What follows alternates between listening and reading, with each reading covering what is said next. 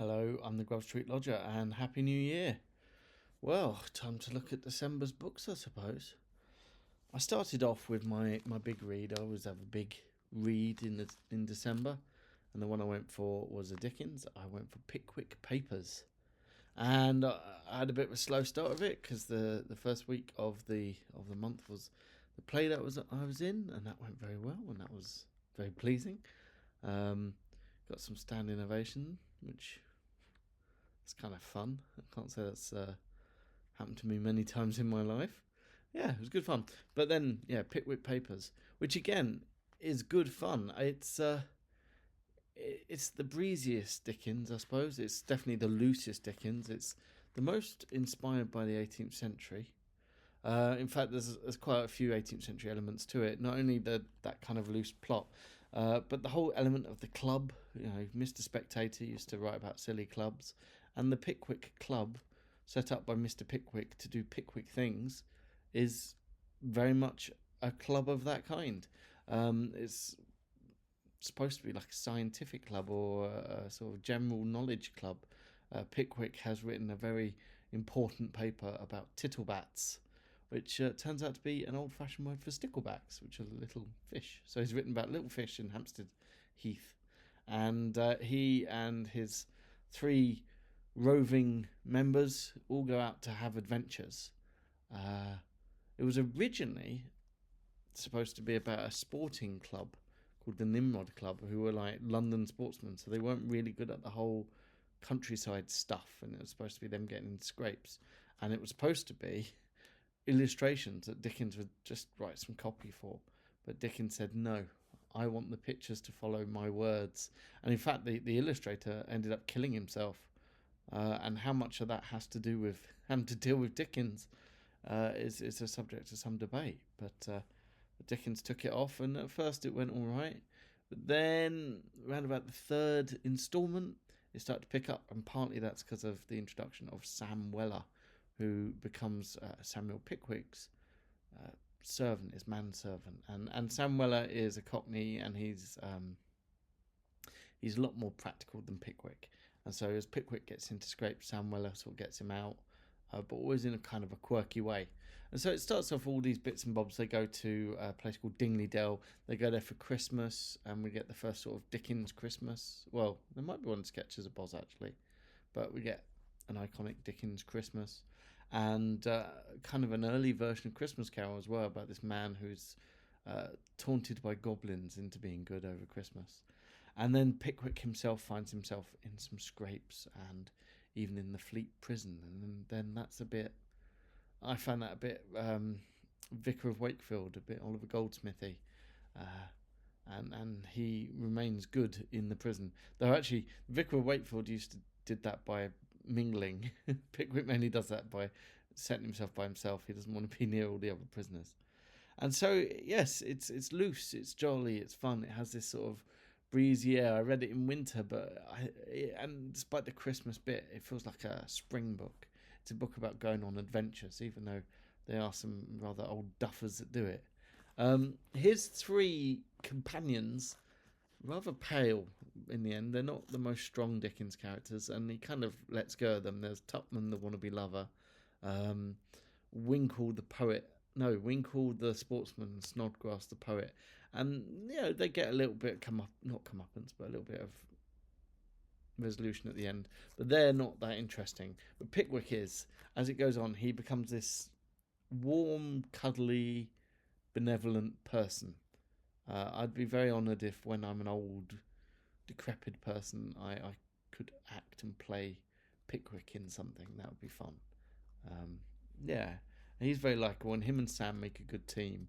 And even though Sam Weller is spelt, it's sort of phonetic, old-style Cockney, we seem to replace W's and V's, if this written dialect is at all right.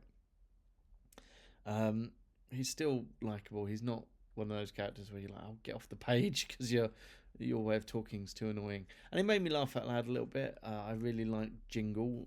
At the beginning, he's like this con artist, and he has this telegraphed way of talking.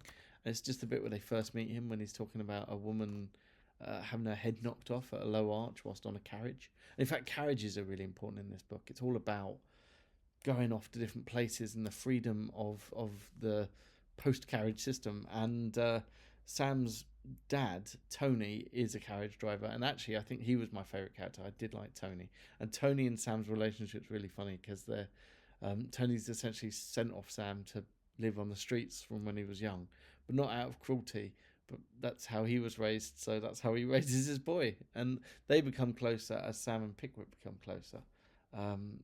It's fun, it's good. It's not as gripping, as not the plot that gets you through, some Dickens, not the tightest plots anyway because of the whole installment thing, but doesn't have that. And the characters are, well, he always gets accused of having quite loose shallow characters, and I prefer a bigger, bouncier, shallow character, to be honest, than a deep one. On the whole, I think that's one of the reasons I like 18th century literature. You don't get many deep character studies, and when you do, though, they're the clearest and they last forever. But yeah, no, it was good fun, but it's not as impactful as other Dickens. I've noticed this year, whether it's me or whether it's what I've picked, but a lot of the things I've read this year haven't had quite the impact as things I might have read other years. But there you go. The next thing I read was called, I've got them on post notes because a lot of these were on Kindle. Hark, the Biography of Christmas by Kerensa. I was lent this by my dad, and it is a book all about Christmas and Christmas traditions, and it takes the traditions from before Christ, like Saturnalia and Yule, and possible sort of Stone Age winter gatherings, and then it brings in Christian stuff and Christmas and commercialization and all of this, and it just tells you how it all came about, full of very interesting little facts. I really like the facts about the carols and the songs particularly. I thought that was really good. What let it down was the tone. Kerensa writes comedy and he won't let you forget it, and there are just too many little jokes in there that get in the way. The topic and the information was interesting enough, and it didn't need the jokey tone all the way through. But it's a good one for Christmas. And the amount of times we mentioned it, because I spent Christmas with my parents, the amount of times me and my dad went, oh yeah, that was in the book, when we were just watching Christmas things. It was good, but the tone. Okay, the next thing I read was called The Surprising Adventures of Baron Munchausen, and it wasn't the Rasp one, the proper original one. It was a retelling by a guy called Terrence Blacker, and he wrote Ms. Wiz, I think is his most famous book, and he retells the first chunk of Munchausen's adventures, the ones actually written by Rasp, and he tells it in a fun, jokey tone, very much speaking to the audience, a little footnote saying this is true and I hate people that exaggerate, and some really good illustrations in that as well. I can't remember who by now, but they were a big part of it.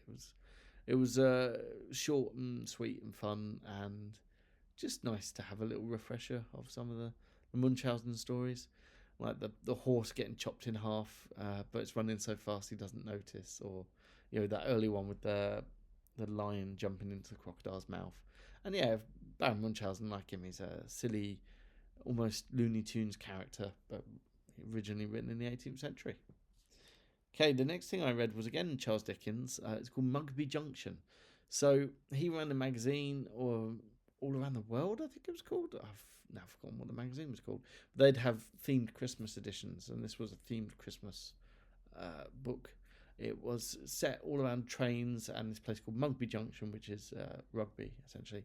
And so the first 4 stories in it are written by Dickens, and then the next 4 are by other people, including the Queen, or the sort of the mother of Egyptology, wrote one, and a moral children's writer who sold very well but is forgotten now, Wilkie Collins' brother, and someone else.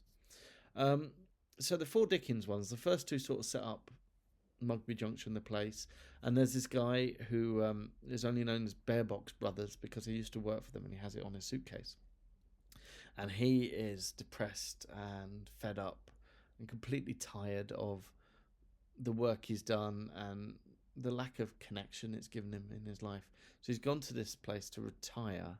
Well, he hasn't. He's gone. He wants to run away from his birthday and retire. He's gone there because he wants to spy out all the different train lines and find out which place he wants to settle in. But he ends up settling there. And so the first story is about how he meets this interesting man called Lamps, who lights the lamps. And he also, in a complete different way, meets Lamps' daughter. And she's ill, and he finds great joy in looking after her and helping her, and she kind of tethers him to this place.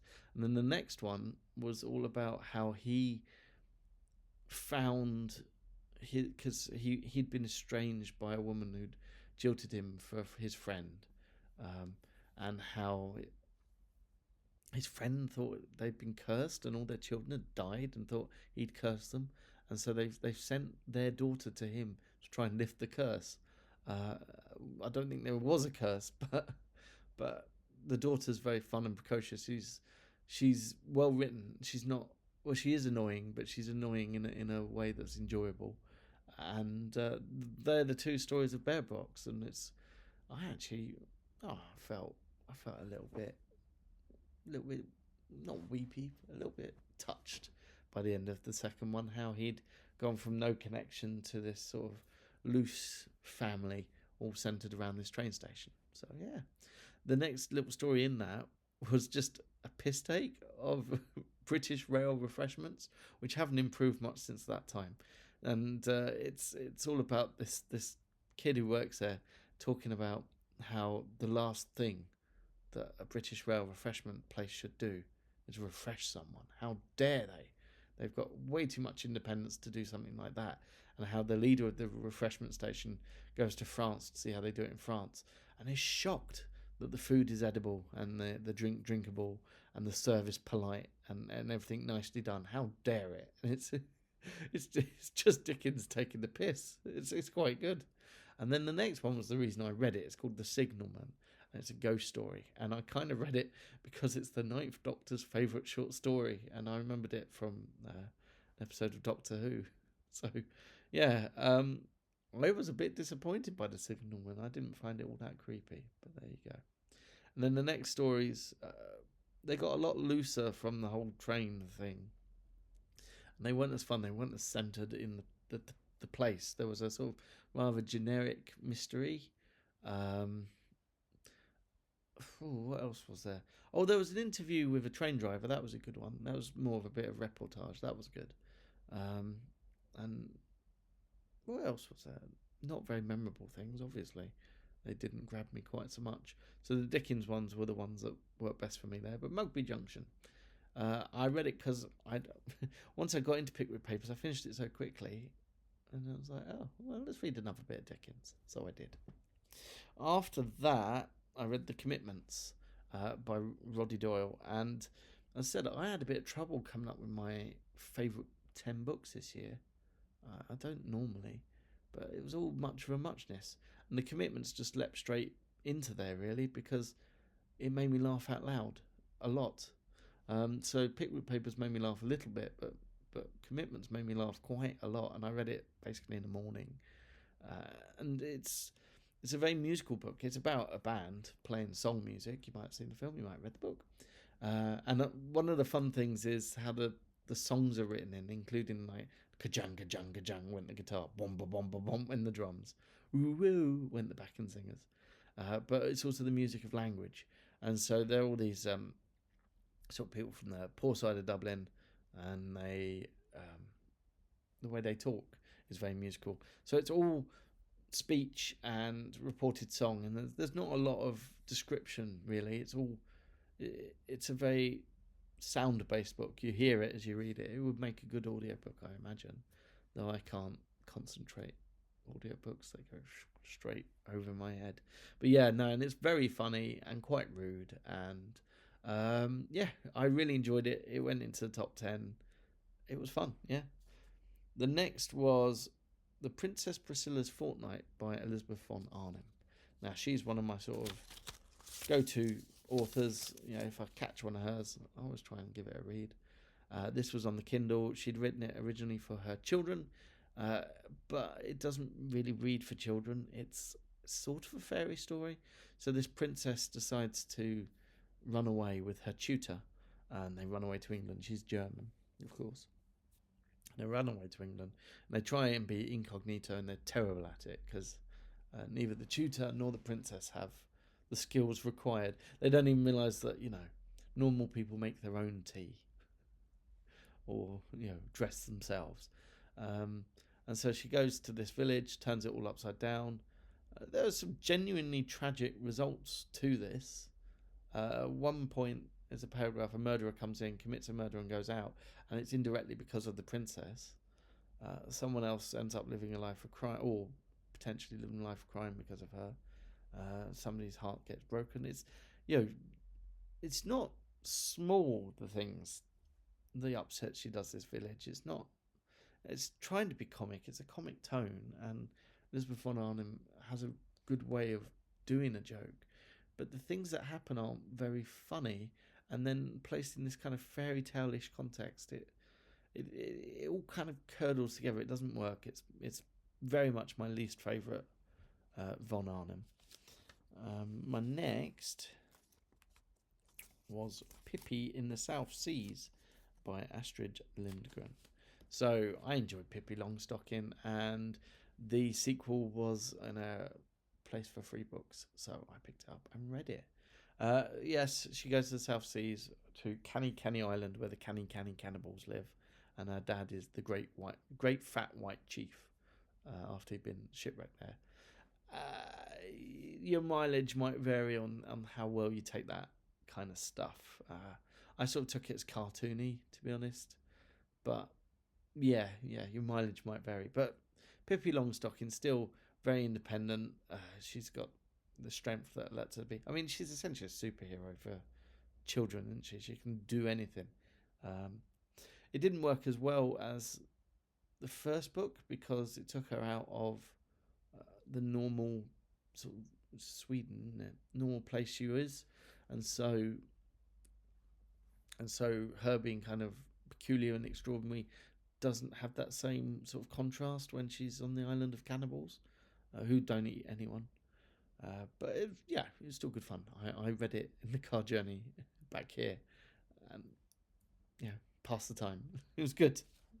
And then the last thing I read this year, the very last thing I read this year, was called Love That Dog by Sharon Creech, and it's written as if by this boy who says, I'm a boy, I don't do poetry, boys aren't poets, but I'll chop up my writing and make it look like a poem.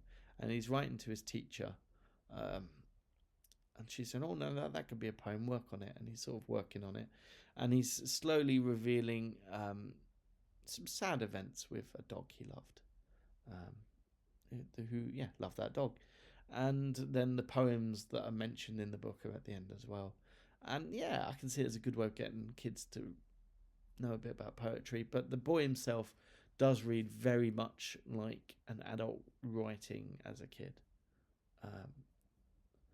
It doesn't quite feel like how a real child, especially one it's implied that he might not be the most confident reader, and that he might not have had much exposure to literature and stuff. And I've seen kids like that get into poetry, and the things he picks up on are the kind of things an adult would pick up on, that is then being expressed in this kid way, and it doesn't quite mesh, but it's okay. So that's all I read in December, and it was good stuff. Nothing. Well, Princess Priscilla was a bit nothing terrible, and very enjoyable. Pickwick Papers enjoyable, but I think like a lot of last year's books, they didn't quite pop. Even like Commitments, which I put in my favourites and really laughed at, I don't think I'll remember it quite. I don't think it will stick with me, say, this time next year. Whereas there are some books that I'm like, oh, that was great, and then I look up when I read it, and it was like 7 years ago, and I'm like, oh wow, it was that long ago. Maybe it's something to do with me at the moment. I don't know. Anyway, new year, all sorts coming up, so it should be fun. And I'm going to finish this on the 20-minute mark if I can. 3, 2, 1, bye.